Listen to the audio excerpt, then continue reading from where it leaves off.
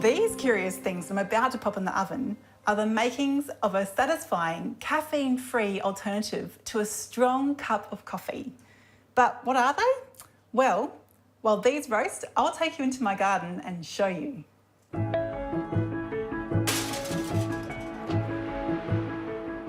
You'll know this weed for sure. Dandelions pop up everywhere.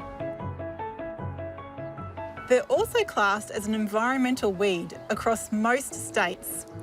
So if you've already got them, what better way to control them than by eating them?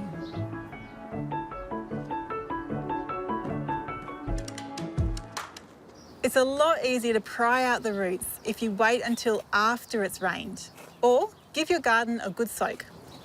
Use a garden fork or a weeding tool to carefully lever them out.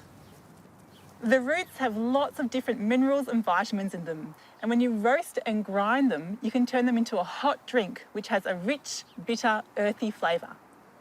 You can ID a dandelion plant by checking a few things. The most obvious is the bright yellow flowers and their puffy seed heads, which you probably spent most of your childhood blowing into the wind. They grow on single unbranched stems, and when you pick them, you'll see that they're hollow inside. They also have these bright green serrated leaves, and they're edible too. I like to pop them in my salads or green smoothies. And before you pop these roots in the oven, give them a good wash and chop them into small pieces.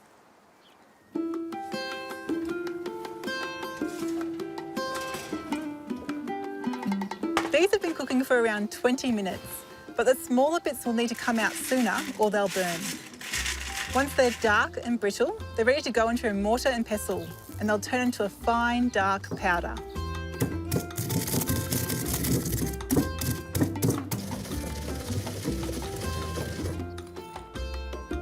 If you've done a big batch, you can keep it in an airtight container for months.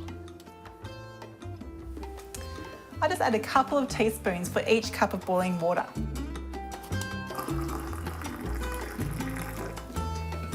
And you can drink it black or add milk.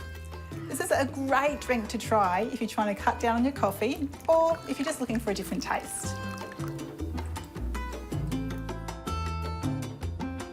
I love embracing all the edible gifts from my garden, weeds and all.